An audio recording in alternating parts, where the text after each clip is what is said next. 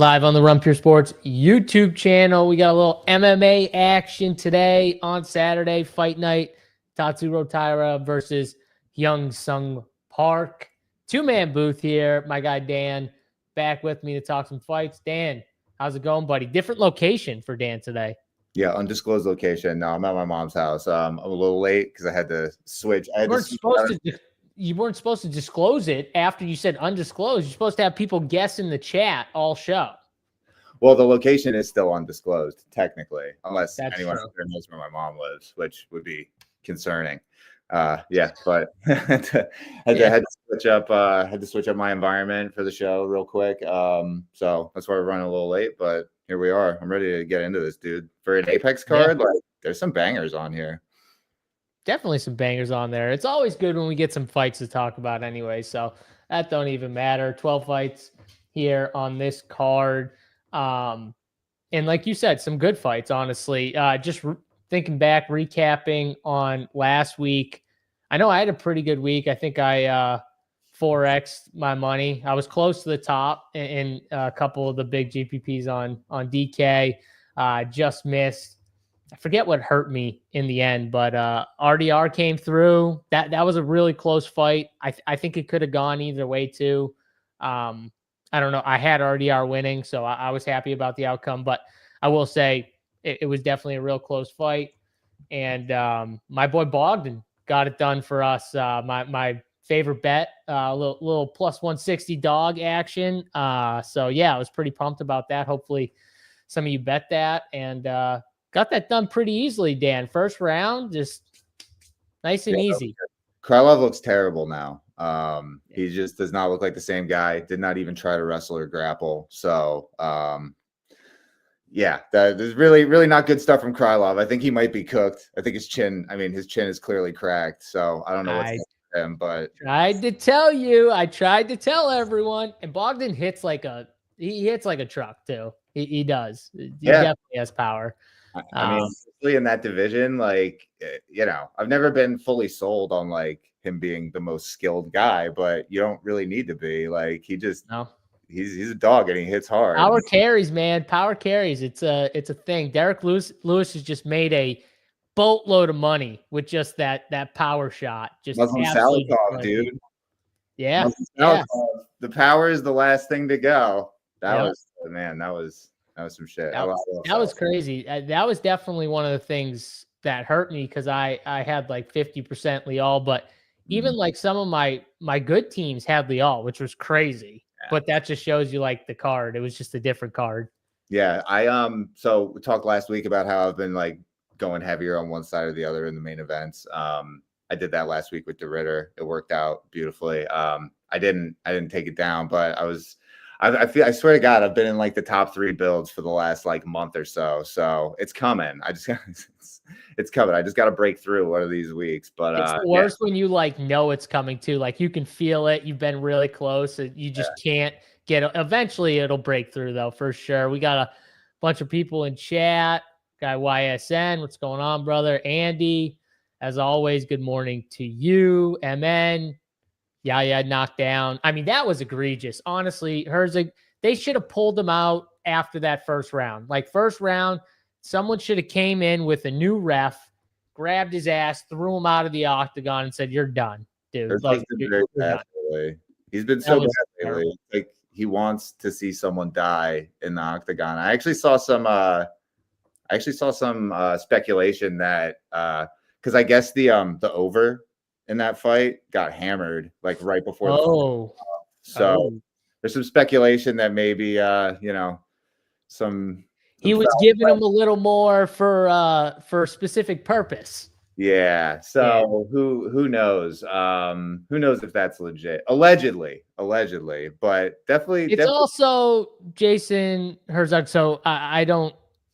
It could be either way, but I could see that definitely if there's speculation already. You never totally makes sense.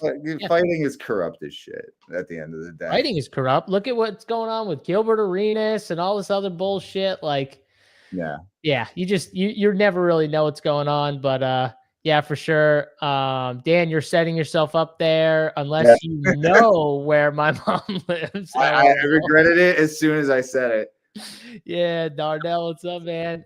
What's going on? Appreciate you guys watching. JSU and I are holding hands this morning, Slappy says.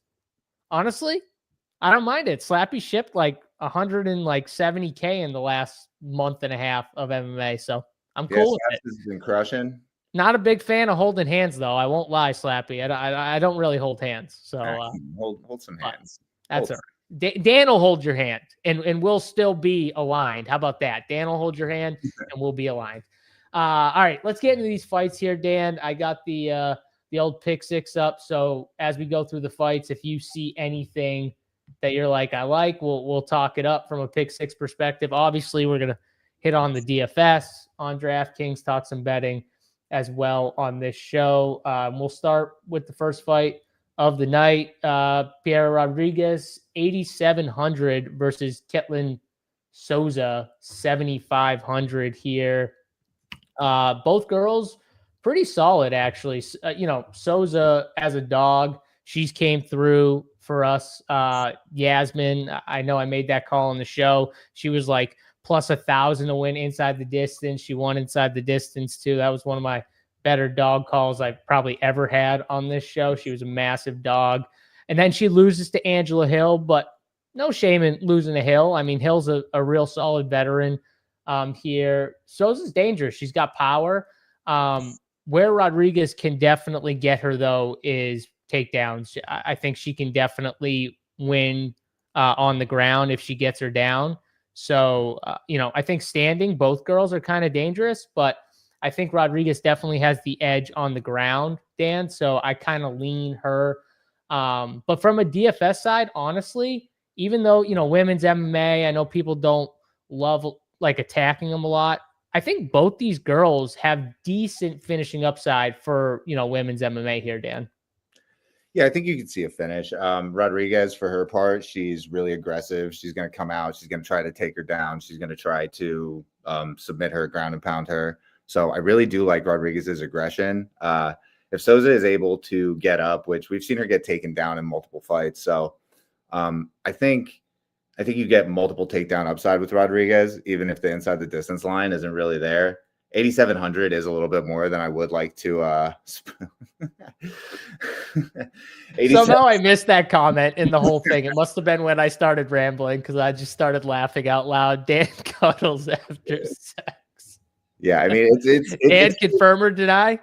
Oh, confirm, big confirm. Confirm. There you go. That's a man right there. He just goes right. No pause, just confirmed. Yeah, cuddles. You got to. That? You got to. But I think you see Pierre Rodriguez cuddle Ketlin Souza a little bit on this mat. I think there's multiple takedowns. I think there's definitely control time on the table. Ground and pound. Like I said, she's aggressive. I mean, if she can manage to not get DQ'd for a headbutt, there's definitely paths for her to smash on the ground here because Souza really struggles to defend the wrestling and grappling. And then for Souza's part, she doesn't really produce a whole lot of offense. So she's probably not going to get there in a decision at 7,500, but she's got some power. So, and she is, like we've seen when she clubbed and subbed Rebecki, like she is trying to end the fight with every shot that she throws pretty much. So I like a little bit of sneaky knockout upside there. They're only projecting to be Rodriguez is going to be pushing around like 30%. And I probably won't be able to get there just because, lack of the finishing upside. Souza at 7,500. She's probably a knockout or bust. Odds imply she's like 13% to get a knockout. So I'll probably end up around like 15 on her. Yeah, that makes sense. I think I'm going to be heavier on the Rodriguez side. But I don't know if I'm going to get to 30%. 30%. Yeah, it's tough. That's a lot. But maybe like 20, Dan. I could see myself trying to get to the 20 range, I think. Yeah. Like you said, both girls definitely aggressive and looking to finish.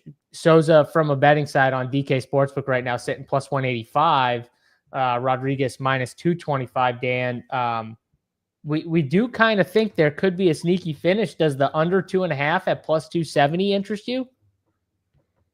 Yeah, I think that could be in play. I don't hate that.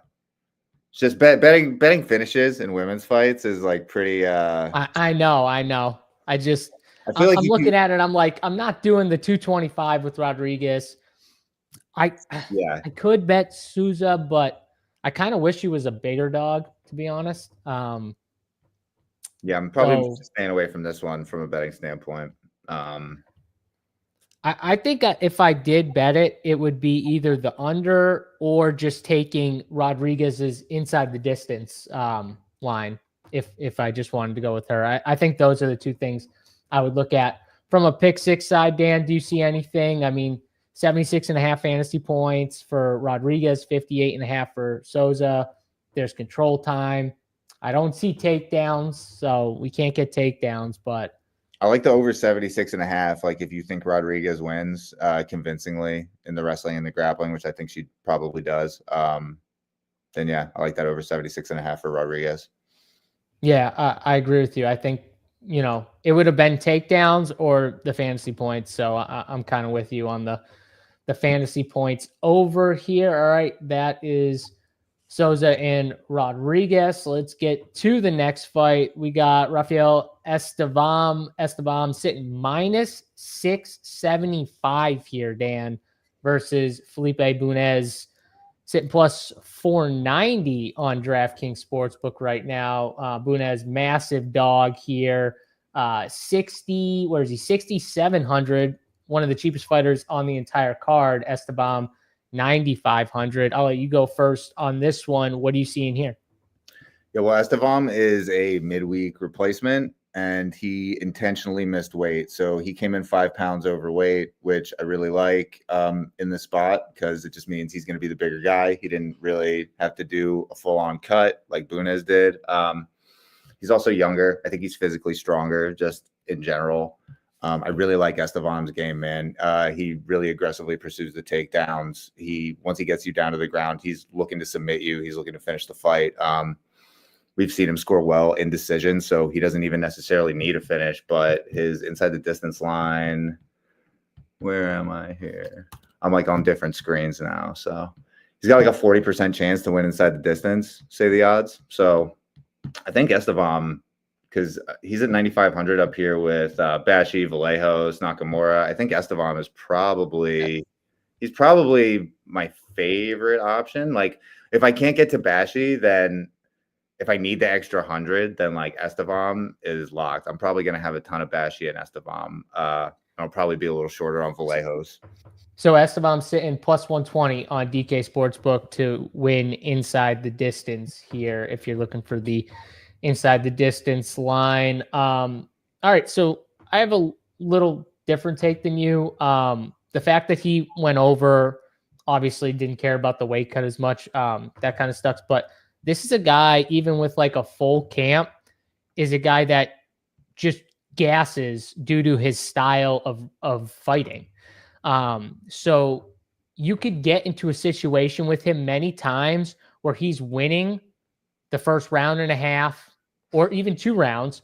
And then you get into the 3rd round and all of a sudden he's got nothing left. And those takedowns that he was getting with ease for the first round and a half become much harder and much harder because he puts everything into him. He's super aggressive, like you said, wrestling wise, Dan. So he just like forces it.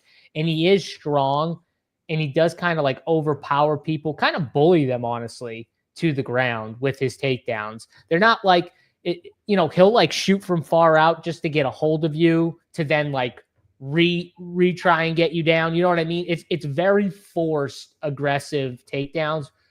And not many people can be like Marab and just do that for 3 rounds and be able to go for another 3. Like that's not normal. So Estevam will gas at times, and I do worry about him gassing. And Bunes, he might not be the best like overall guy MMA. Like talent-wise, Estevam is definitely more talented, but Bunes does have a very good grappling game. So the takedowns are going to kind of lead into the grappling, and I think we're going to see a lot of fun scrambles, Dan.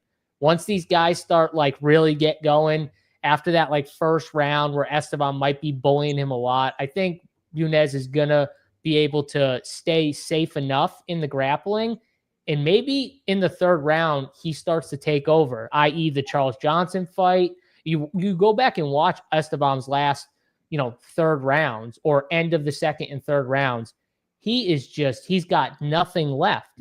So if he doesn't get this done early, which I think he's going to look to do, right, Dan? I think he's going to look to finish this guy within the first round and a half. So if you like Estevam, I would like the under 1.5, honestly. But if not, I think Bunes has a good chance later in the fight. I like the sub number at it's like over 10-1 or 11-1, whatever it is right now. I like that for him.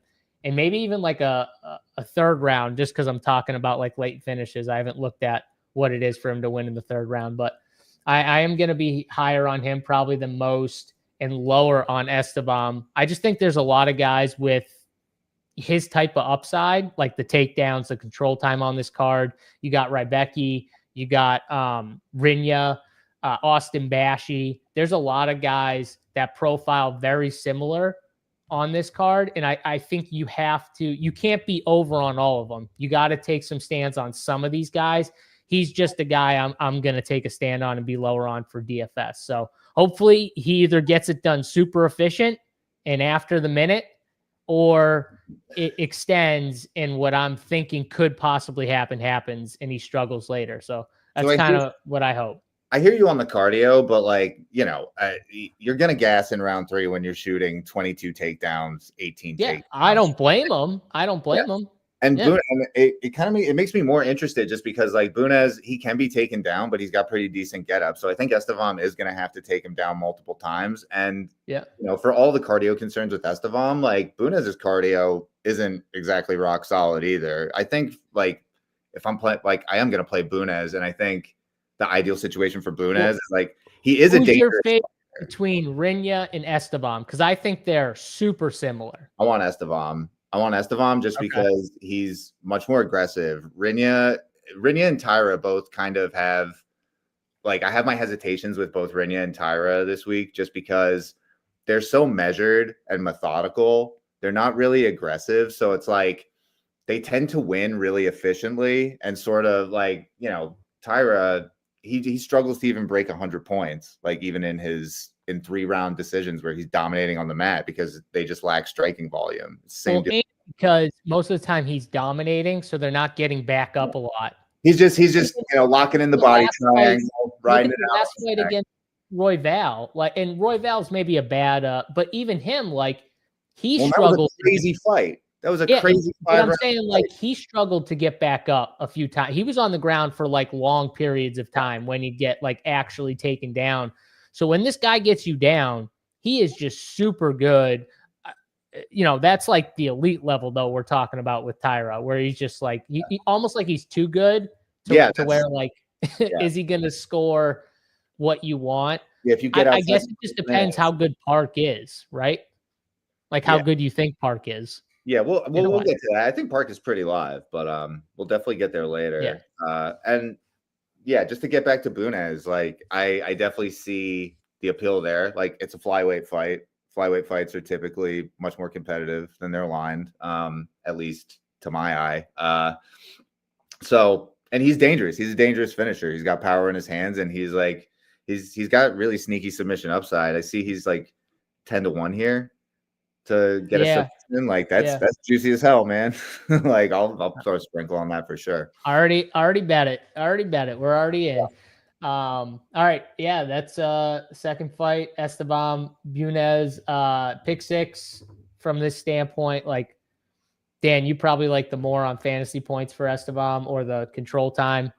I would like the takedowns. If you can get a 2.5 line on takedowns, Dan, I think he gets 2.5. Yeah, it looks like they lost takedowns. Do you know what that line was before they pulled it? Actually, I think it was 2.5. Here, let me look on the sports book right now. Right now, it is takedowns landed. They're hiding it on me, Dan. So it's a 3.5 line. It's -150 for Estevam. 3.5. Yeah, on Prize Picks and something called Better, it's up to 4. Yeah, so Estevam, because Estevam's only going to be 26% owned because he's going to get squeezed by Bashi and Vallejos. Like, I think Vallejos, I mean, obviously we'll get there. I think Vallejos is probably going to be one of my bigger sells. And he's probably going to be one of the most popular fighters on the slate. So I really like Yeah, Estevam. we'll get there. Let's we're jumping all over this card right now. But yeah, I agree. So maybe I don't know where you would go, Dan. I guess if you Back to pick 6. If you like the pick 6, maybe the significant strike line. Yeah, I think I do like the significant strikes. Let me just check. Let me see what these projections have real quick. Can you tell that I was like traveling and fucking around all day yesterday? I don't know. That like pretty high. No, yeah, I've got like double this projected for Estevam. So I would definitely hit more on significant strikes for Estevam for sure. All right, let's go to the next fight here on the card. Pull it out. I have so many windows and like one less screen today, so I'm just like, it's a little bit. Oh, you're good, dude. Don't even worry about it. I bounce from screen to screen too. We got Austin Bashi here versus Giannis. 6,600 for Giannis. But Bashi sitting at 9,600. Bashi disappointed everyone last time out. Started out hot, gassed kinda, and Rodriguez took over. I mean, 9,600 though, Dan. DK, they're not playing around. I know Giannis is kind of a short notice type fighter, doesn't have a good ground game. That's kind of where his hole is. And he said it before, is like stopping takedowns and the grappling. His last finished loss was to a grappler. And it was his first, I think, MMA fight overall. He was just a straight like jiu-jitsu nerd. I think he was a black belt too, I'm pretty sure. It was actually kind of sick too. If you watch that fight, Dan, he did like the body lock, but he trapped his arm with his body lock. So one of his arms were like trapped in the body lock. And he just, so he only had one arm and he was fighting like the 2-on-1 with just one arm because his other hand was trapped in the body lock. I was like, okay, that's pretty fucking cool. Not going to lie.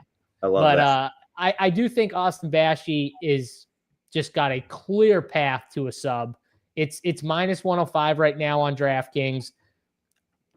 I think he's going to dominate this dude on the ground. So it's more just like, does this guy survive and get to a decision to where Austin Bashi just wins a decision? Because I think even tired, I think he's going to be able to get takedowns like when he wants to, even if he starts to tire a little bit. But so yeah, I like Bashi. I see a path to a quick win. My issue with Bashi would only be, is it too efficient of a win? Kind of what you were talking about with TAIRA.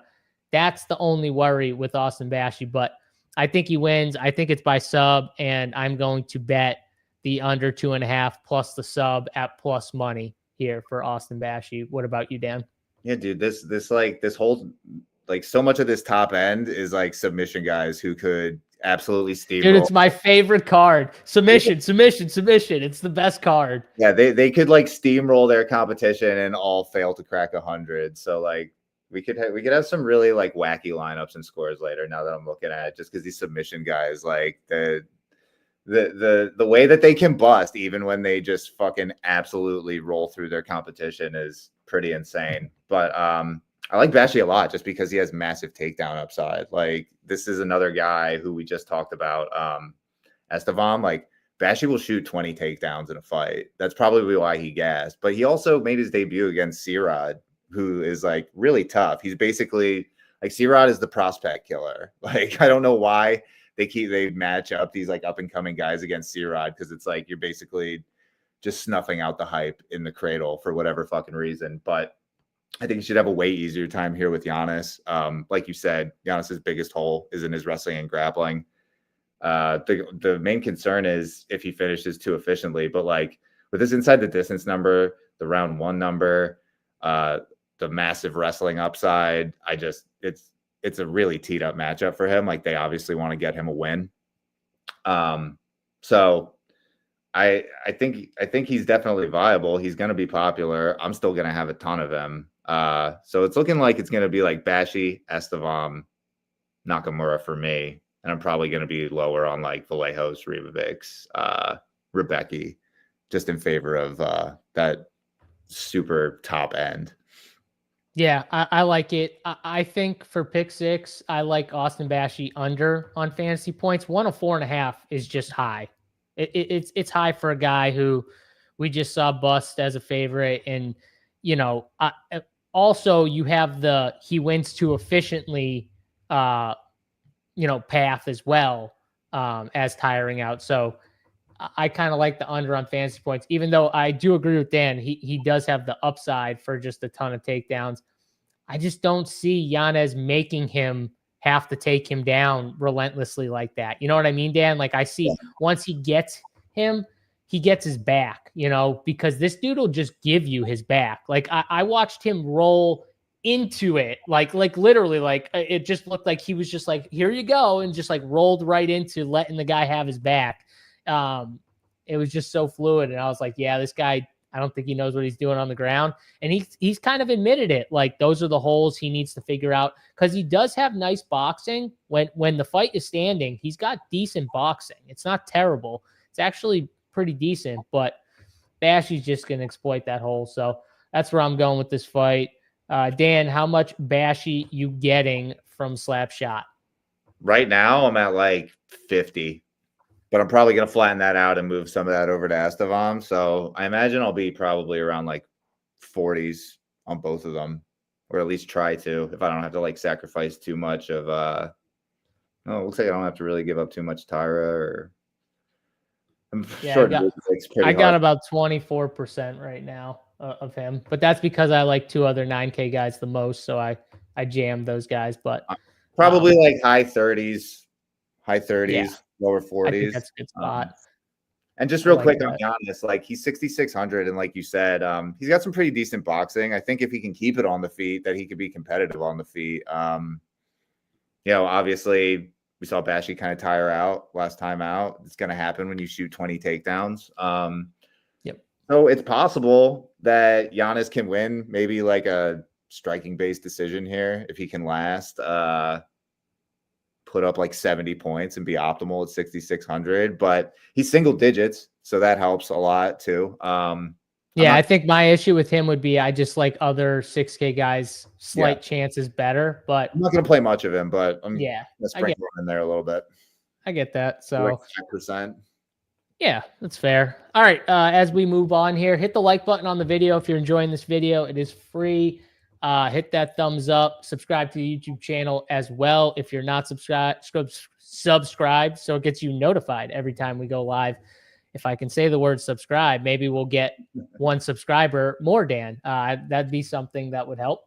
That will help. But hit the thumbs up. We appreciate that. Let's go to the next fight here. We've got Nick Klein sitting a plus 124 underdog, 7,800 on DraftKings versus Andreev Puliev, minus 148 for Puliev, and 8,400 on DraftKings right now. These are 2 very opposite fighters, Dan. You're going to have Klein, who wants to get this to the ground, even though he did hurt his opponent last time out on the feet, but he does want to get this to the ground. That's where he excels. And most people who have fought Puliev, at least recently, have tried to take him down. And most of the time have failed. He's been kind of tough to take down. He's got really good takedown defense up against the cage. Where you can get him down is if you do like those body lock trips. He struggled with those a little bit. I do think Nick Klein has a chance to like get him to the ground. Does he finish him? I don't know. I don't know if he can consistently do it too as the fight goes on. So I think, Nick Klein has the edge in the grappling and the wrestling. Puliev has the edge to me in the striking. And that's going to be, does this play out on the feet? Can Puliev stop the takedowns? If he can, I think he wins this fight. I think he could finish Nick Klein too if he can stop the takedowns.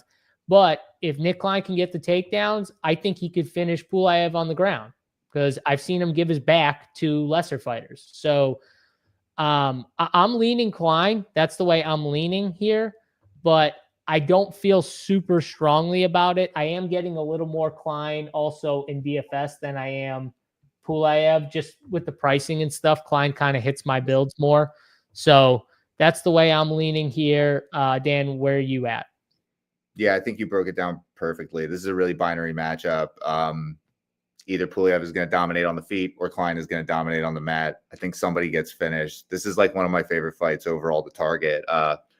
Like both of these guys are trash bags. Like neither of these guys are good at all.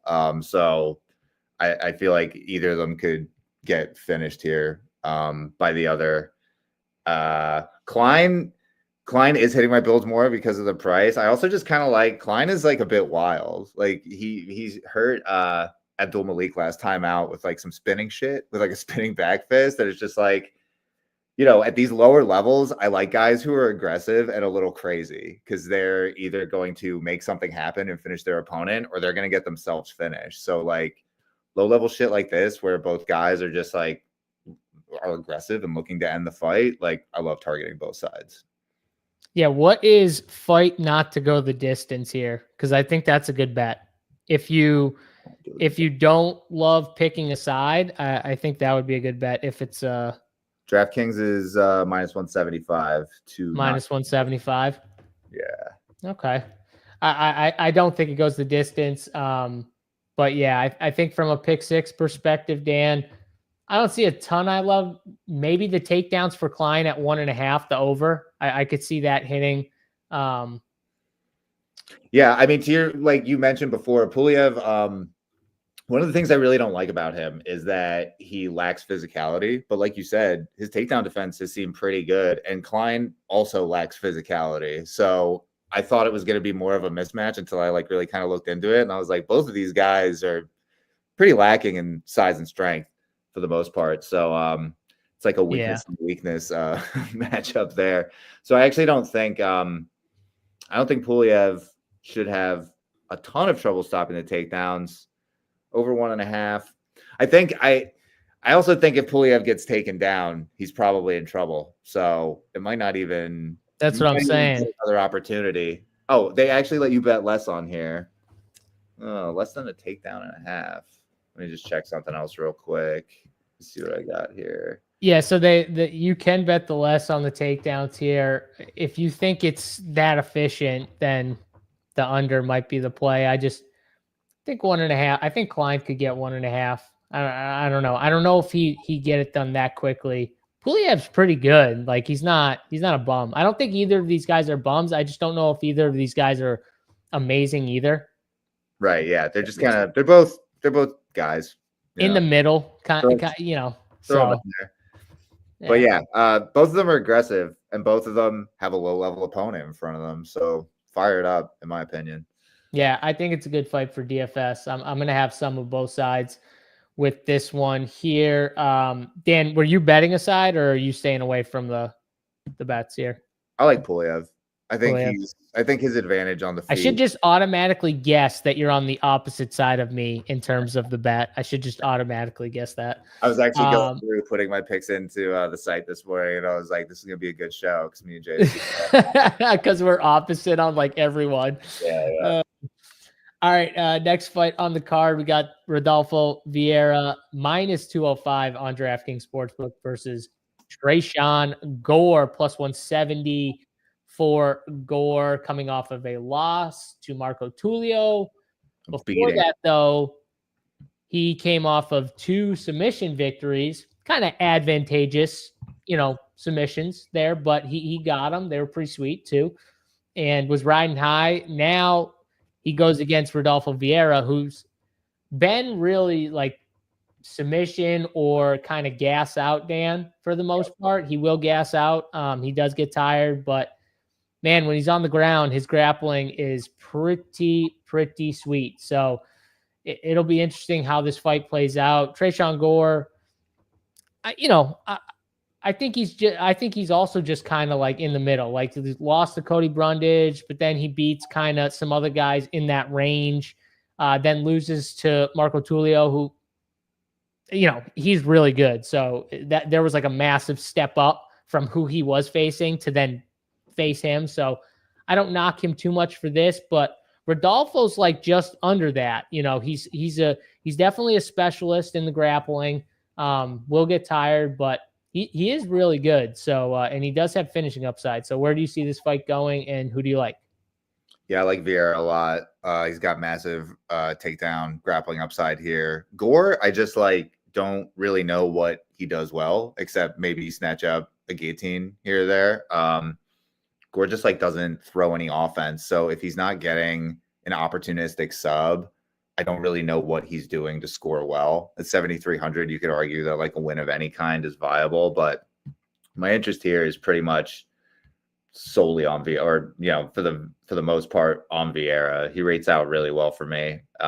His inside the distance number is, I believe, plus 100 at 8,900, which even in this really stacked upper 8K, 9K range, that stands out. Rebecki is right there with him, but it's basically those two down at 8,900 and 9K that have most of my attention. And I like Vieira a bit more than Rebecki just because I think Vieira has the much weaker opponent here. And Vieira, we talk about submission grapplers winning too efficiently. That's not really been a problem for Vieira. His submission wins generally come with a lot of takedowns, good amount of control time, good amount of ground striking. So Vieira only projecting to be 29%. Rebecki is coming in higher than him. Rodriguez is coming in similar to him at 200 cheaper. I think I prefer Vieira. I mean, I know I do. I prefer Vieira straight up over both of them. Yeah, I agree with you. I really like this over 2.5 minutes of control time. Yeah. I feel like that's a nice pick six one right there. That might be one of my favorite right there. So the more I look at it, I'm definitely throwing that on there. So I like that one for pick six, and I'm with you on Vieira. We're both on the same side here. I think he gets it done. I think Tresean Gore's been kind of punching up outside of the last fight a little bit, and then I think Rodolfo's still just gonna have the edge really in this fight. But if you do like Gore, maybe a late finish if Vieira kind of gasses out from the takedowns and stuff like that. Maybe that's possible. So yeah, we're both on the same side of this one here. Don't forget, guys, if you haven't checked out rumpuresports.com, check us out here. We still have the promo code JBC 100K win if you want to try us out for a free week. That works with any monthly package on the site. Don't forget, NFL is starting soon. We had the preseason Hall of Fame game a couple days ago. We did a show for that. We're going to be doing shows for the preseason slates going forward starting Thursday. So if you're interested in preseason DFS, we're going to have that. We're going to have shows for that. We'll have content on the site for that. Rubio, Dimes, Bruce, Big T, myself will have content for the preseason NFL. And we'll have the NFL package out, I'm hoping, on Monday. If not Monday, then probably Tuesday or Wednesday. But that package, pretty much the annual package. If you buy the annual NFL package, you'll get all of preseason for free. So I will let you guys know when that package is out, but it will be out next week. So if you're interested in signing up for football, then wait for that next week. But if you want to try it out for a week, use JBC 100K win. That'll get you a free week with any monthly package. I just dropped it in the chat as well. There is the code. Any issues with the code, you can let us know on Twitter at RunPureSports or info@RunPureSports. Email if you want to email us. So that should work. All right, Dan, let's move to the next fight here on the card. We got Nathan Fletcher, 6,900, another big dog here, sitting plus 400, plus 380, whatever it is, versus Rinya Nakamura. Nakamura sitting minus 300 right now. Where is he at? Let's see. Nakamura is minus 380 right now. Nathan Fletcher sitting plus 300 on DK Sportsbook and 9,300 on DraftKings for Rinya Nakamura here. Coming off of a tough loss, Dan. And I say tough more just because not that he lost. It was the way he lost and the way he looked, where he was just outmatched. I mean, Muin had him in the striking. He was so much faster, he was much more powerful, and he didn't really aggressively try for the takedowns as He much as I one. thought. One takedown. Yeah, it was one. He shot it from far out. Muin stuffed it easily, like saw it coming, stuffed it easily. And then that was really it. They did find their way onto the ground, though, later in the third round. I can't remember if that was a Rinya takedown or if that was just like a scramble where Rinya got him down. But that was it. And I expect in this fight for that not to happen. I expect him to almost be like Estevam in a way where he's just like, screw this. I'm not doing that. What I did last fight. I'm taking this guy down. And the one issue is this is similar to the Bunes. Nathan Fletcher, he's got good grappling too. He's got very good grappling. It's offensive grappling, but I do also think that he can, find his way back up. He will get taken down. He has been taken down by lesser fighters. So it's not will he get taken down? It's will he get held down?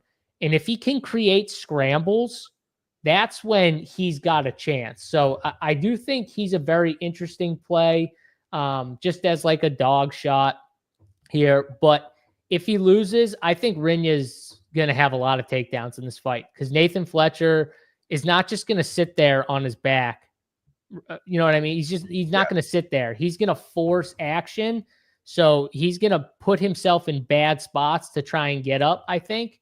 And then that could result in Rinya takedown and it just like constantly getting put back down. So I like this fight. This is a good fight for DFS. I think you do want some of Fletcher just because, I'm telling you, he can get, a scramble. He can easily find his way into a good position in the grappling. So I wouldn't throw him out of your pool here in the 6K range. What do you like, Dan? Yeah, I agree with most everything you said. Like Nakamura is going to be by far the lowest owned option here in the 9K range. Westlake, perfect timing.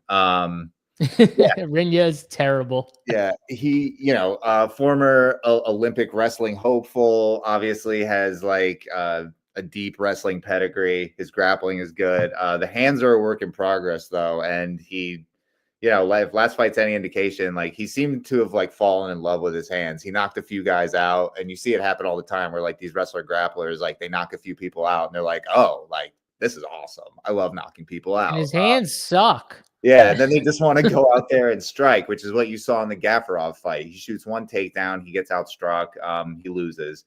I really fucking hope that he doesn't come out here and screw around and try to strike. I mean, I think he might be the better striker than Fletcher because I don't really rate Fletcher striking at all, but he really shouldn't have much of a problem taking Fletcher down repeatedly, controlling him. I think Fletcher, he's got decent grappling, so obviously that's reflected in Nakamura's inside the distance line of plus 200. Fletcher, I guess, not the easiest guy to submit. I don't know if he's ever been submitted. I don't think so. So yeah, I understand people's hesitation on Nakamura because there's also the thing that we just keep hammering about people winning too efficiently. Like that could happen as well. But at 17% at 9,300, I'm definitely coming in over on that just because the takedown upside is immense. I think this is a bit of a mismatch. I think he is like not several levels, but I think he is much better than Fletcher pretty much everywhere.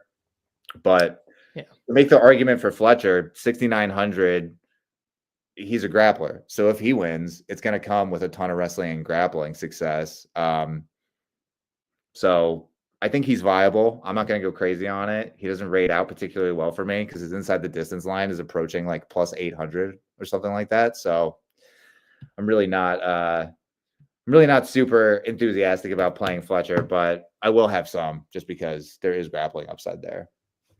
Yeah, there is. And honestly, I don't like Rinya. Again, I'm probably going to bet Fletcher here at the odds that they're at, just because I think it's a little wide, and we've seen the bad Rinya. And if he does do the thing where he falls in love with his hands and he wants the knockout or whatever he, that's gonna be bad. That's that's a bad idea. Exactly. Even if he out, that would be great. Early knockout's great, but man, if he goes out there and just wants to strike for 3 rounds, like that's good.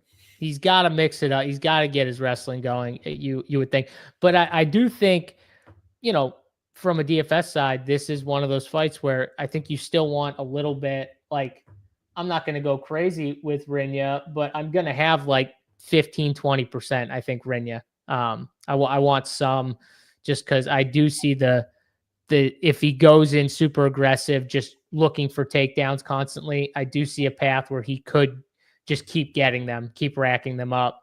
But from a betting side, I am going to bet Fletcher at those odds there, plus 300. I do like that. Dan, you see anything for the pick six? I don't really see a ton that I love. I would love the takedowns, but they're not there.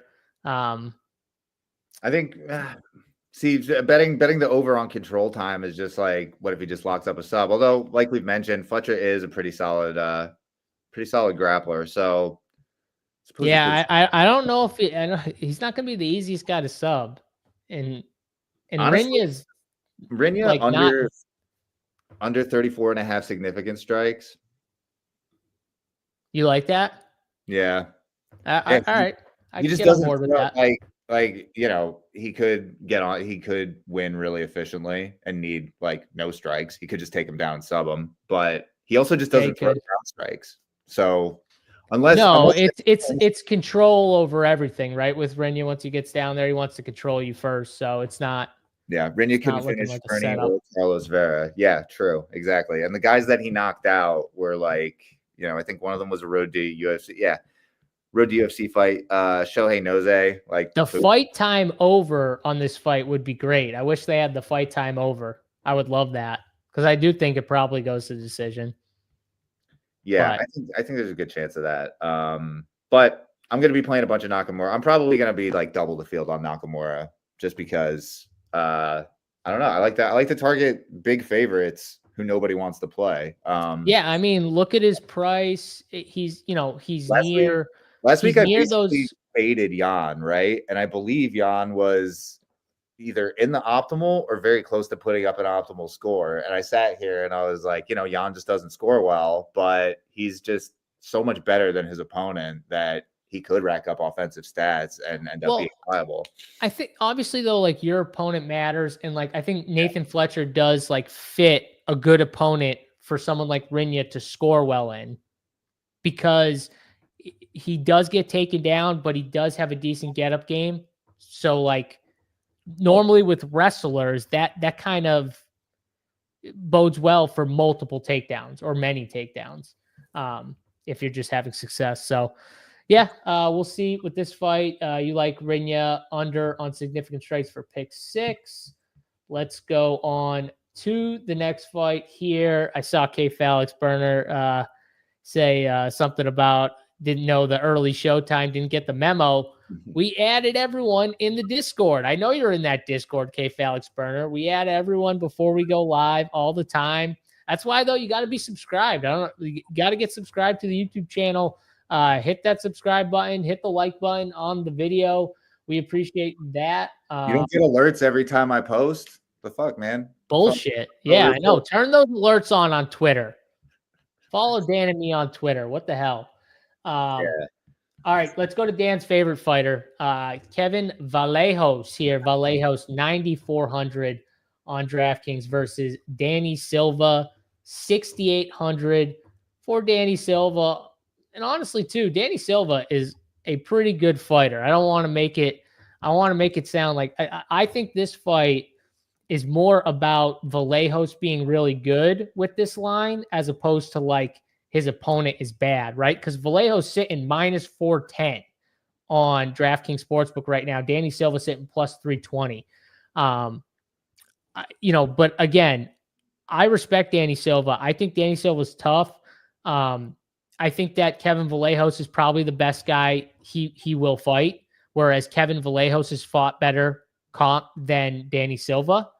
And really, that was his one loss was to the better comp. I mean, Gene Silva, we don't actually, he looks better with that loss because of the way he lost. You know what I mean? Like it was, he battled it out with Gene Silva, which is very respectable when you watch what Silva's doing in the UFC right now. That just makes him look better. But I do think Danny Silva can last. I think he's going to lose this fight. I think Kevin Vallejos is just a little better everywhere. I think he's got more power. Danny Silva's got that high guard, the boxing style, and it's good. It's good. I just think Kevin Vallejos is a little bit better. I wouldn't be shocked if Danny Silva tried shooting for takedowns at some point in this fight. If he starts losing, the striking exchange is really bad. But I think this fight could last. So I like the over in this fight, Dan. Which I think most people think Vallejos is going to get it done inside the distance. I kind of like the over and Vallejos to win by decision here. So that's what I'm going with. Maybe Vallejos. So Vallejos fight time for pick 6 I like, and I like the significant strikes over for Vallejos. What are you seeing here, Dan, Vallejos, and Silva? Yeah, I mean, I love Vallejos as a prospect, right? He looks like the real deal. He's got really like crisp, powerful boxing. He's super fast hands, high volume. Thing is, at 9,400, he doesn't wrestle or grapple, so we haven't seen him do it. We haven't even really seen him defend any wrestling or grappling. So at 9,400, he's basically like early knockout or bust, or he might be able to get there in a late knockout just because he really does pile up volume, and Silva is there to be hit. The thing is Silva's never been finished, and like you said, like I think he can last. I think this fight could go to decision. And I also think that Silva has paths on the ground just because Vallejos's wrestling and grappling is so untested, and Silva's got some pretty decent wrestling. I think he can take Vallejos down. I think judging from this ownership, it looks like the field is just assuming that Vallejos is going to walk right through Silva, and I just don't agree with that at all. I think Silva has been pretty disappointing in the UFC so far. He hasn't really shown the volume that he showed previously, like before getting to the UFC. But I don't think it's actually. I actually don't think it's a terrible matchup. Like I think both of these guys are just going to want to stand and trade with each other. They're both really hittable, and Silva's got power as well. So if they're just going to go in there and swing on each other, I could see Silva connecting. Like striking exchanges, super variant. Yeah, I mean, I just think Silva. I don't think Silva should get into a fucking meet in the middle fire fight with Kevin. That's what Vallejos honestly wants. He wants someone to try and swing on him like that because he trusts his power and his chin, and he's gonna put you out. Danny Silva, if he wants to win this fight, he's just got to touch combos, get in and out with the boxing. Try and stay away from that power and mix in the takedowns, like you said. Don't force the takedowns, but just mix it in. Let them know they're around, just in case. And that's the way he would win. If he starts trying to swing, that he's gonna get knocked out. I don't think he's gonna do that though. I think he's gonna be smart. He knows this kid is dangerous. Like he knows he's definitely dangerous. So I think it goes to the cards. For that though, Dan, I'm going to be way under on Kevin Vallejos. I might even fade him in DFS just because I don't think he's going to wrestle or grapple unless it's forced by Danny Silva, and it could be. And the volume, maybe the volume's high, but I just don't love it if I think it goes to the card. So I'm going to be lower on him and probably end up fading just because I'm not 150ing. If you're 150ing, you could just go under on him. What's he coming in at for ownership? I assume he's pretty popular. I have him projected at 31%, but I honestly would not be surprised at all to see him touch 40 just because he is really popular. Yeah, I mean, he's got to be like one of the most exciting fighters on the entire card. He's great. I love him, and I'm not going to fully fade him. Like I'm going to end up under on him just because there are other guys that I want to get to at lower ownership. But like I would not be surprised at all to just see him come out round one. Yeah, Silva hasn't seen this type of power. Like I agree with that as well. So can Vallejos come out here, knock him out, quick win bonus, knockdown, all the good shit? Like absolutely. I'm not saying not, but just playing the ownership game. And considering like the guys around him, like Bashi, Estevam, not so much Nakamura, but like Bashi, Estevam, Removic, Rebecki.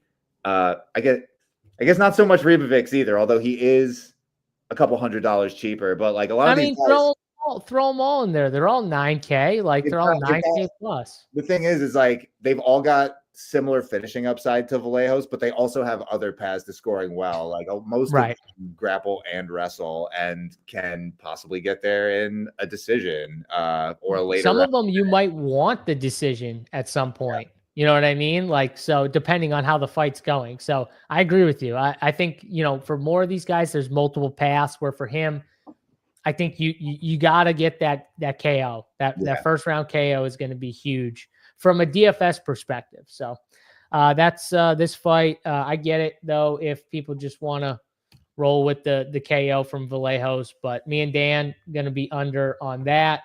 Let's go to the next fight. Yeah. Oh, dude, I'm gonna be clinched up that entire fight, bro. I'm gonna be sitting there. I'm gonna be friggin' squeezing like everything, holding on to my desk, fucking whatever I can. Because when that dude throws, you know, you're like, oh shit, he's gonna put someone's lights out. It's definitely a scary fade, but we'll see what happens. It should be like the real deal, man. He looks like the real deal. He's exciting. And like I remember being his Contender Series fight. Like we were psyched to see him get into the UFC, and he's delivered so far. Which on that note, fucking Contender Series is right around the corner. I cannot wait for that shit. It's like a week away, right? Or like not a week, a little more than a week, but like right around there. You can say it again. We crushed Contender Series last year. Like, the series was probably one of the most profitable ventures I had all year last year. So I'm psyched. Yeah, it's so funny how it's just like, oh man, we can bet this. It's just we started just like throwing in bets in the Discord and stuff like that. And we were definitely hitting some nice bets on the Tuesday night fights, dude. Fuck yeah. And we're gonna get more fights this year, I think you said, right? We're gonna get more fights on the card. So I think so. Should be pretty good. That's one of the many reasons why you should be in the Discord if you do sign up at Run Pure Sports. Remember, it's just not MMA. I've seen people like this site costs less, whatever. Yeah, but some of these sites, it's only MMA or it's only these sports. Like we have every sport. So when you sign up at Run Pure Sports, you're not just signing up for MMA. You're signing up because you can get all sports for one package if you want, and you can get the golf and the MMA and the bets and the NFL, whatever else is going on, F1, WNBA. Rubio does a great job with all the niche sports. We have it. So when you say X site costs this, like, yeah, X site just does this sport, whereas we have every single sport that DraftKings offers over on the site. So check us out. Use that code JBC 100K win and get a free week on top of your monthly package here. Dan, anything else before we move on? No, I think we got that one. All right, let's go. Neil Magny up next here versus Zaleski Dos Santos. 8,800 for Dos Santos here on DraftKings. Neil Magny sitting at 7,400. Neil Magny, one of those guys you just like, you never want to count him out because his bullshit can sometimes just find a way to win, but it hasn't worked for him, Dan. The last 2 times out, he's gotten finished in the first round pretty early. What do we think here with Dos Santos? Do you think he can get a finish, or do you think Magny can use his magic and find a way to the cards? Cephalic Burner is asking over under dildos on the court later, which made me want to ask you, how long until we get a dildo thrown into the octagon? Maybe next time JBC is cage side. Yeah, that's a good one. Whenever JBC's next at the UFC, we got Hossa fighting. We got Hossa fighting today. Could someone, sneak one through? I mean, I don't know. It might be a little more difficult at the Apex. I also feel like, bro, by the way, you gotta have balls. You gotta have big balls to do that at like a UFC event. It's one thing to go do that at a WNBA event. It's another thing. Those girls would whoop your ass at a UFC fight. Like, absolutely whoop your ass. Like, imagine Carol Hossa just walking up to you, just like plodding over to you and just like start popping you. Like, yeah, no way. Honestly, like even the worst like women's straw weight would probably just absolutely have well, no, not probably, would definitely just like absolutely have their way with any of us, which is Girl Angela coming in off the top rope. Would be funny if it gets stuck in the cage. All right, back to this fight here, Dan. Speaking of dildos in the cage. Yeah. What are we doing here with Neil Magny? Are we betting him? Are we playing him in DFS? What are we doing? Yeah, man, I'm gonna bet Neil Magny. Unfortunately, it's just he's got like the size and strength advantage here, and Zaleski dos Santos just has not looked the same since his PED suspension. Like he came back from his PED suspension, and aside from absolutely wasting just like a guy in Zach Scroggins who shouldn't have even been there in the first place, like he's mainly been going to close decisions, and like Magny has really not looked good, but he's been facing absolute like killers who are on the come up and getting knocked out. But I think Magny, just being the bigger, more physical guy, he wants to just grab a hold of you and sort of just like grind you against the cage and salt away minutes against the cage. And I think he can do that against Dos Santos. So as gross as it is, and as low as Neil Magny's ceiling typically is, he's 7,400. All of the dogs on this slate are extremely shaky. So I don't think it's like totally out of the question for Neil Magny to score like between 70 and 80 in just like a low volume decision win where he gets a ton of control time and have that be viable. So I'm betting one of my favorite pick sixes on the board. One of my favorite pick sixes on the board. And it's, you brought up the reason why, but Zaleski dos Santos less than 52.5 strikes. There's multiple paths where this happens. First of all, he's kind of low volume anyways, with all the movement and everything he does in the cage. And then you've got, and then you've got Neil Magny who wants to hold you against the cage and like slow you down. So you do things into play. And then you've also got the fact that Neil Magny's been finished early in his last 2 fights. So any of those things can get us under this number. So 52.5. I'm taking the less than on pick 6 on significant strikes for Dos Santos. I really like that one right there. But anything else from a DFS angle, Dan, on this fight? Yeah, I mean, like let's see, Dos Santos, he's coming in around like 18%. I'll probably be about around there just because he does have power. You know, he throws that wild spinning shit. And like we touched on, Neil Magny has been getting knocked out. His durability is fading. He's getting pretty long in the tooth, man. Like so is Dos Santos, but I think the wear and tear on Magny is probably quite a bit worse. And also, I feel like I have to mention this every time Neil Magny fights. The guy could not defend a leg kick to save his life. So if Dos Santos has done any kind of research or like game planning for this, he's probably just gonna want to come out there and just kick the shit out of Magny's legs. At which point he'll be sitting duck and just like ripe to be finished. So I think it's a little shaky, but I definitely do have interest in both of these guys. Yeah, I just can't bet Neil Magny anymore. I refuse to do it. I'd rather not bet the fight than bet Neil Magny. Because watching it, Dan, it makes my eyes bleed. It just, I can't do it. So I'm either betting Dos Santos or I'm just not betting Neil Magny, one or the other. I forgot to mention this. Victor brings it up. Victor says, even tennis, I have won over $500 in tennis DFS. Yes, we have tennis DFS content. Like I said, literally, if DraftKings offers it, we probably have it. So that's the reasons why. Appreciate you, Victor. Glad you're having success in the tennis streets. Magny's legs are going to be toast. Yeah, that's what's going to happen for sure. All right, let's get to a better fight, Dan. And I actually say better fight because I believe this is going to be a very, honestly, I think it's going to be a fun fight here with Carol Hosa versus Nora Cornole here. Nora is, 7,600. I think she's got decent for female, women's MMA, decent finishing upside here. She has power.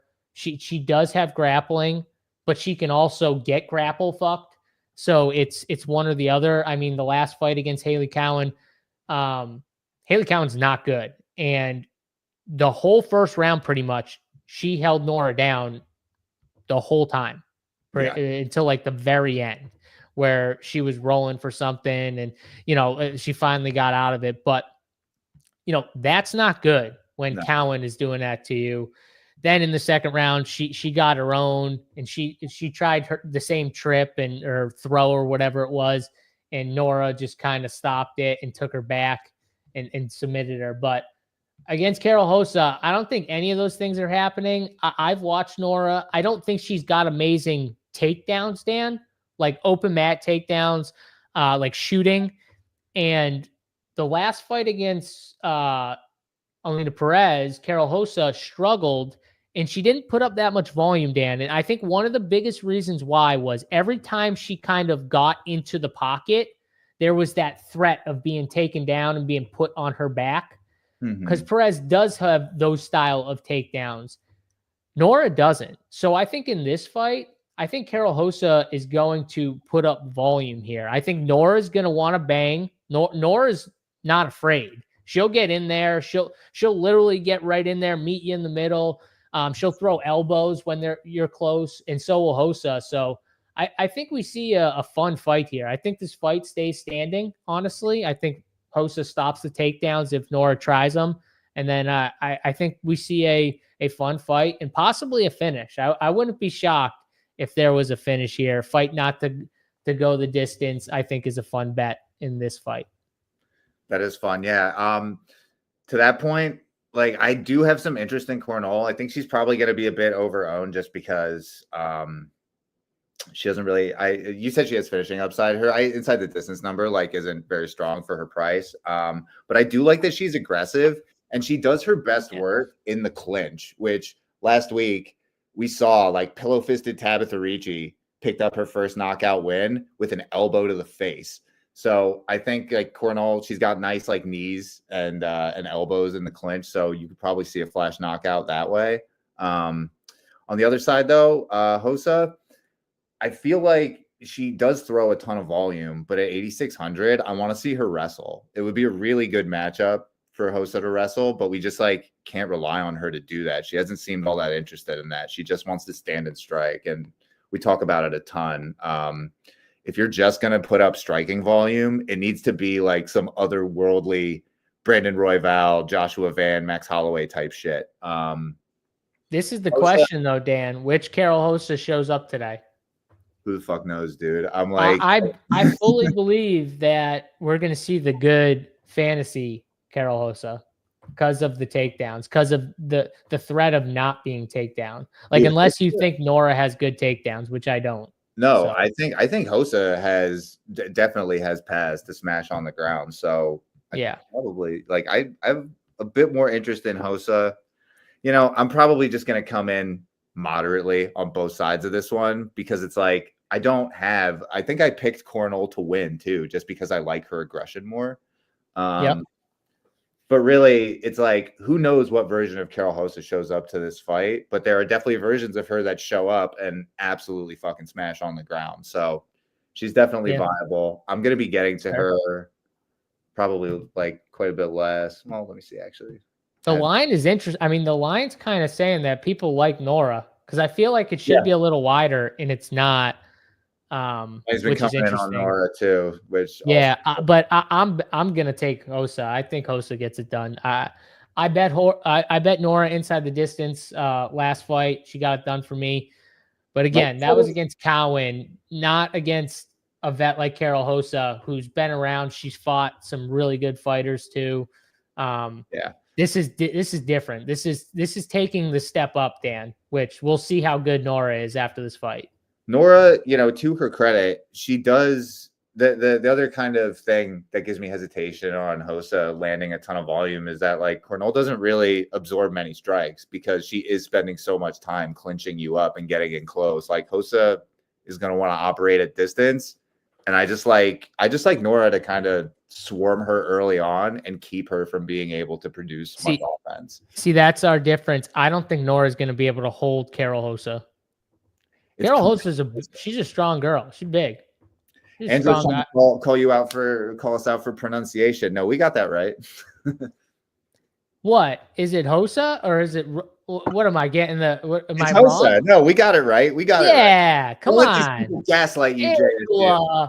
You're supposed to be on my side, first of all, Angela, before anything else. You're supposed to just always agree with me. You can disagree with Dan, but Dan was on my side this time too. You can't be against me. Come on. I think she's trying to mess me up, though, Dan. You know, she's trying to get me to pronounce it the wrong way. I see what you were doing. You're thinking right now. I see that. All right, me and Dan are on opposite sides from a betting perspective, and I think DFS, just because you said you're going to be higher on Nora, I'll probably be lower, and I'll definitely have some Carol Hosa. I'm going to take some shots on her here. Let's go to my favorite fight of the night by far, which is Estevam Removic, 9,100 on DraftKings versus Elves Brener. Brener sitting at 7,100 on DraftKings here. Just pulling up the pick six now, Dan. But this is my favorite fight here. I like Removic's significant strikes over in pick six. I know 89.5, 3-round fight. It sounds like a lot, but it's kind of more the style of both these guys and the fact that I think they're both super tough. We could see a war here. And Removic in these type of battle wars, he is putting up a ton of volume. And pretty much what he struggles with is when like guys will take him down and hold him down. I don't think Brener is going to be able to just take him down and hold him down for long periods of time. So when they're on the feet, they're going to be throwing these two guys. And I think we see a lot of volume here. I really like this fight for DFS. I think you can play both sides, but Removic, I think, is the winner here, and I think he puts up a big score. So I'm on the Removic side. I see him voluming him up in a decision and putting up a big boy score. So that's where I'm at. I think it's going to be a little lower owned too, Dan, just because of the wrestlers that are on this card up in the 9K range. What's the ownership on Removic, and what do you think of this fight? I've got 30 on Removic, which he's gonna come in less than TAIRA and Rebecki. He's gonna get squeezed there. He's still gonna be reasonably popular though, just because people do love the volume, and rightfully so. His inside the distance number, it's not quite as strong as the guys around him, but 40% implied to win inside the distance. That's still pretty good for 9,100. And like you said, like both of these guys are just gonna go in there and they're gonna fucking throw on each other. Elvis Brener is like allergic to being in a boring fight. Same thing with Removic. My real hesitation with Removic though is I'm not sure he's gonna be able to get, like, I could see him winning a really high volume decision, but since he doesn't really wrestle or grapple much, again, striking volume isn't always gonna get you there as far as DFS scoring goes. So I'm probably gonna be a little bit lighter on Removic, although I do love the volume and the aggression. It's just that Brener he's so durable and he's so tough, like Brener is super hard to get out of there. He's really fucking competitive. So I have a good amount of interest in Brener actually as a dog, just because he won't go away. He'll fight hard for the full 15. And yeah, the pace that Removic is going to put on, I think at 7,100, Brener could probably get there with just striking, but I think there's also some takedown upside there as well. Yeah, definitely. I agree with you on the Brener take. I wouldn't pull him out of your pool if, this fight is a good fight to just target, I think. So I would definitely have some of both sides if you're not jamming one side like I am. Especially if you're 150, I would play some of both these guys. I'm actually getting a Brener. I'm getting. Yeah, I believe that. I could see him being, just from the style that these two guys fight, I could see him gaining steam, Dan, as a 7,100. Yeah, currently I have him sandwiched. Well, he's pricing wise, he's between Duncan and Park, and both of them are projecting to be quite a bit more owned than he is. I'm not positive that holds. Just because of how much I'm getting of him in these initial runs. I imagine Park's going to be up there just because of the final fight, 5 rounds. So yeah. So I think Brener, he's usually a pretty popular dog just because people know he can fight hard and he's not going away. But he's going to be a little less popular here just because he's going to get squeezed. So I really like going in on Brener here. Around him, you've got Gore, Duncan, Park, Brener probably has some of the better win equity actually out of these guys down here. So yeah, I have a lot of interest in Brener. Yeah, I kind of like that third round. Estevam Removic in the third round. M. Westlake, though, I wouldn't do KO. It's plus 800 for KO. It's plus 750 just to win in round 3. I would just take the win in round 3 at plus 750. Not that I think he's going to get a sub, but like for the extra fit, like you might as well just take it. You never know what can happen. He could club and sub them. You know, these tough guys, they won't go away.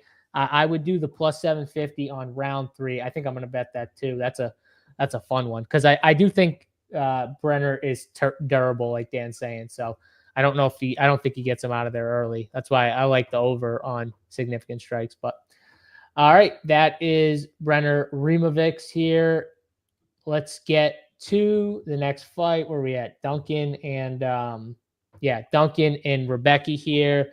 Mateusz Rebecki, 9K. What is he? 9K on DraftKings? Yeah, 9K flat. Yeah, 9K flat versus Chris Duncan, 7,200. Chris Duncan coming off of 2 submission victories here, back-to-back submission victories. And Rebecki is going to give him those chances, Dan, because Rebecki is a power punch and shoot. He's going to throw a bomb and then he's going to shoot for takedowns. And it's interesting, from Chris Duncan, because what's going to happen when he shoots. He's going to jump that gi. Like, it's going to happen. So I do think the sub is in play for Chris Duncan again, even though, Rebecki's probably, a tougher guy to do it to. 10-1, I'm taking another flyer on the sub here for Chris Duncan. So I like that as a flyer bet on Chris Duncan. I think he's a good dog to play some of in DFS because he's one of those guys. He's never out of a fight, Dan. Like, even when he gets hurt, he'll still fight for your money. He doesn't just give up. You got to just finish him, right? You got to absolutely finish him. And, he's tough. So I got a good amount of Chris Duncan. Rebecki, I don't have that much of, maybe like 10% Rebecki, one of my lower guys, I think, on the card. But higher on Chris Duncan, a little lower on Rebecki for fantasy. Where are you at, Dan? Yeah, I'm the same. I've definitely got more Chris Duncan than Rebecki. I like Chris Duncan as a dog. He just seems perpetually underrated. He got knocked out in his Contender Series fight. We have seen him get hurt, but people just seem to think that his chin is super dusty, and I just don't really think that that's the case. I really like Duncan. He's definitely got his inside the distance line, like plus 290 for 7,200. Like, that's probably the best finishing value. Pretty damn good at his price. Yeah, it's like him and Gore, and I honestly have way more faith in Duncan than I do in Gore. So yeah, I fire up Duncan as a dog. He's probably one of my favorite dogs, especially because he's gonna wrestle. He's been wrestling way more recently, I think, to avoid taking damage, and it's worked out for him. Obviously, back-to-back wins by sub. Can he make it back-to-back? Pull a Walter Walker and get the hat trick, same submission 3 times. I'm betting it, Dan. I'm not shying away from it. I'm betting it. You're betting this up. Well, do you have any books that'll let you specifically bet like specific? No. Hashtag DK partner, Dan. All we bet is DK. So shout out to DK Sportsbook. Hashtag DK, give me specific subs to. But I will say, it'd be cool if they give me like the Gilly, because me, I would just bet Gilly just for Gilly. I'd bet it because, but it is like the funnest one just because they just jump. Did you see that one last night? I think it was in the PFL last night where, dude, you got to look this up after, because the ref, she pulled like a Herzog bad, bro. Like, this dude was out for like at least 10 seconds after she stopped the fight. Like, it was bad. It was tough to watch, but dude, like, actually jumped it, and like, it was so sunk in. It was cool. It was cool. You should check it out after that. But I definitely will. So always fan of a good sub prop here. I do think Rebecki could easily get over 1.5 takedowns. If Duncan fails, because he's going to jump him, he's going to get the takedown. Mm-hmm. So I think 1.5 makes sense. I don't really like anything else here. His fantasy points line at 80.5 for being 9K, not that great. Maybe the under there is decent play too, but yeah, I think I'd go takedowns if I was to do a pick six here. You see anything else you like, or? No, I think I agree with you on the takedowns there. More than 1.5. Yeah. I mean, like Duncan, I know I just talked Duncan up, but he does struggle defensively when it comes to the wrestling. So he definitely can be taken down. Rebecki obviously has huge upside here, but you know, it's not as easy as a matchup as I think the field thinks it is. You know, he's coming in as probably as one of the more popular options up here. So I mean, and Duncan will be one of the more popular dogs, but I definitely side with just leaning into the chalk Duncan than I do Rebecki chalk. I like it. YSN says, how many uniques in 20 lineups, Dan? 1 or 2. Just depends on how aggressive you want to be. The more aggressive you want to be, do 1. If you want to kind of spread it out a little more, do 2. Yeah, Chili knows. He lost a parlay with that sub. Yeah, it was bad. Dude was out for like 20 seconds before she stopped it. It was tough to watch for real. I don't know what that is, but I think he means the cat. I don't know where. Oh, I don't know where any of my Dan's not at the right location. Wait, did you bring your cats to your mom's house? Oh, of course. Oh my God, Dan's a big cat guy. That's crazy. She wouldn't let me visit if I didn't bring them. Oh, she loves them. Okay. I do have a cat with me. He's right here. Can you see him? Oh yeah, we can see him. Hey, buddy. That's the one that I think usually walks through the screen. Yeah, that's the one that usually walks through the screen. There you go. We saw it. We saw Dan's pussy. It's good. All right. Well, the audio listeners are like, what the fuck is going on? I know. Dan's cat, people. Okay, relax.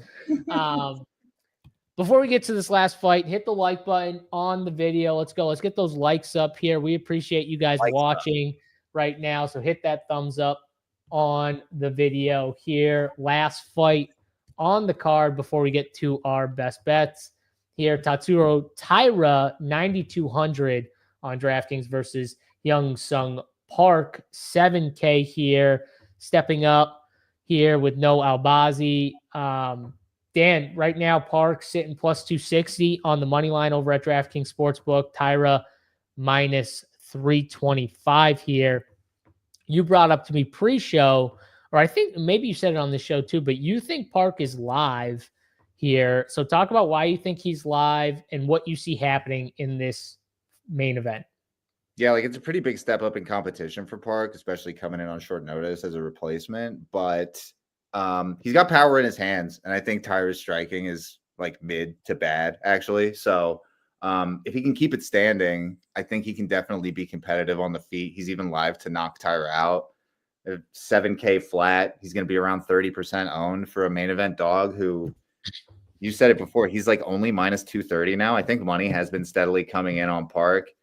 You know, flyweight fight, as we always say, flyweight fight, super competitive. Like these guys at flyweight are good. Like this isn't heavyweight where like, and speaking of heavyweight, dude, did you see they cut Martin Budai? Like, what is that all about? They did? I didn't even see that.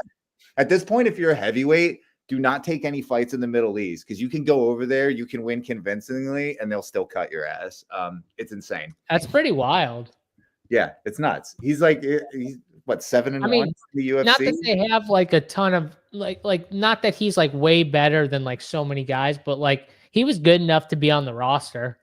Like, he's not like a crazy fun fighter though. That's probably why they cut him. Like he's just not a fun fighter. But I mean like I don't mind. No, I agree with you. He's better than like the majority of the guys like in the back end for sure. Meanwhile, we've got like Cedricus Dumas is like that is the craziest thing ever. Like the fact that guy can still get a fight is insane. Absolutely insane. That's terrible. It's terrible.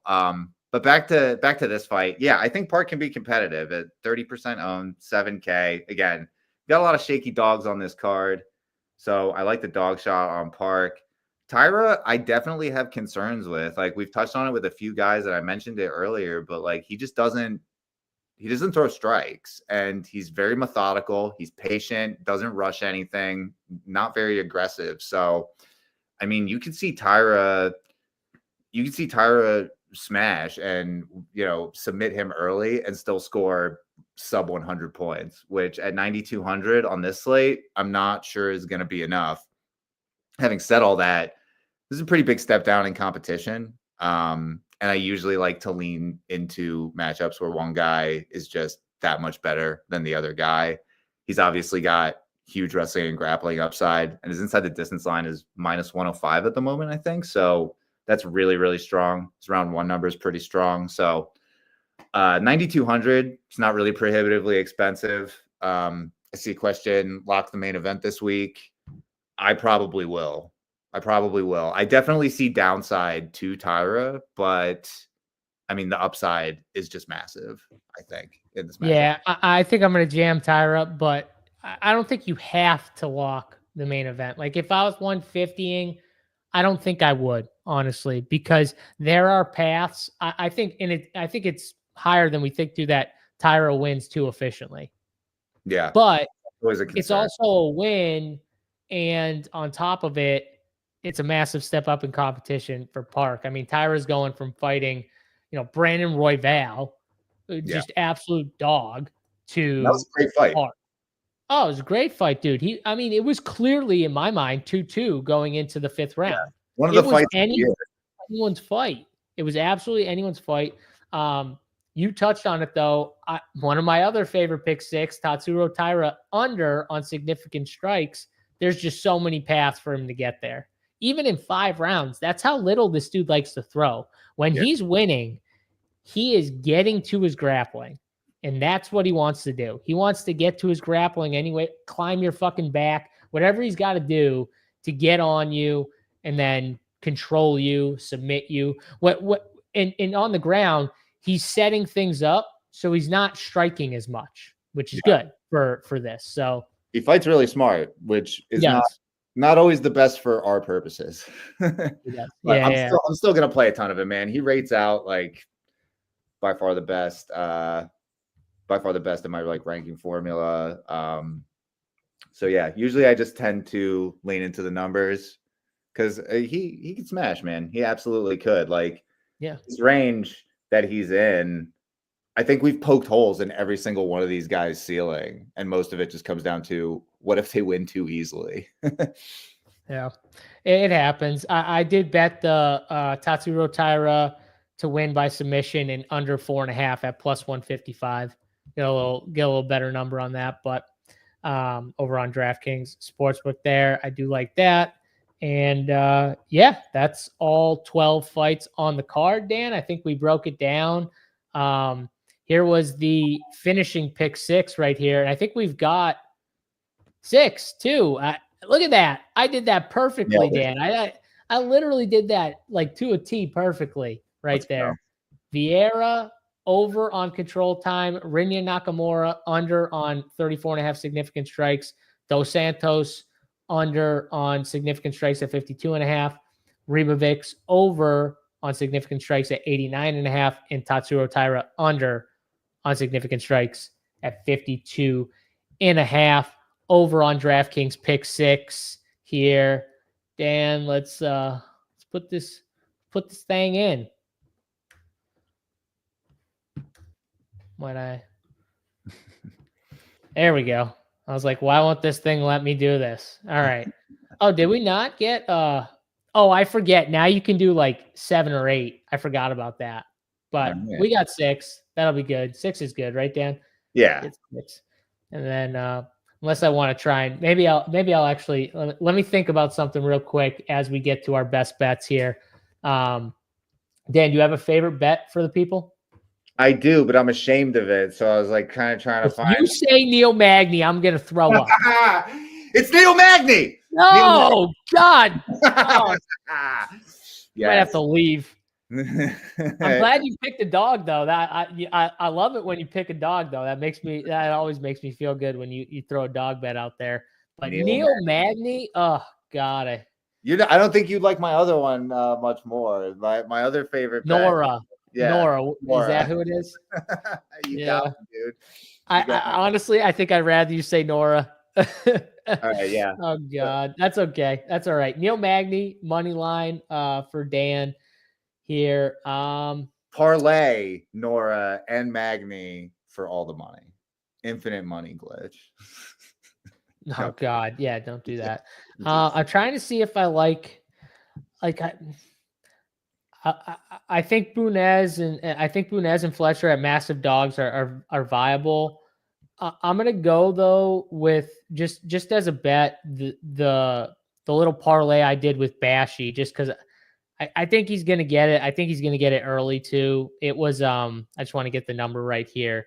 So let's see, Austin Bashy to go under 2.5 rounds and win by submission is plus 115 on DK Sportsbook. I think that's moved a little bit. I think it might have been like plus 125 yesterday when I got it. But nice. Yeah, I like this bet. I think it happens. I think he probably wins under 1.5. Honestly, if you want to get a little better. But I don't think Giannis has anything for Bashy. So, yeah, I like that bet. Hopefully, you guys enjoyed the show. Like I've said before, hit the like button on your way out and check us out over at runpuresports.com. We have everything, not just MMA.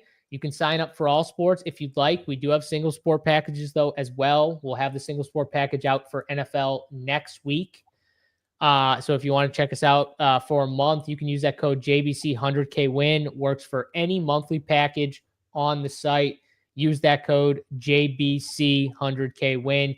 Get yourself a free week. And make sure you join the Discord as well. Very important. Join the Discord. Get in the Discord.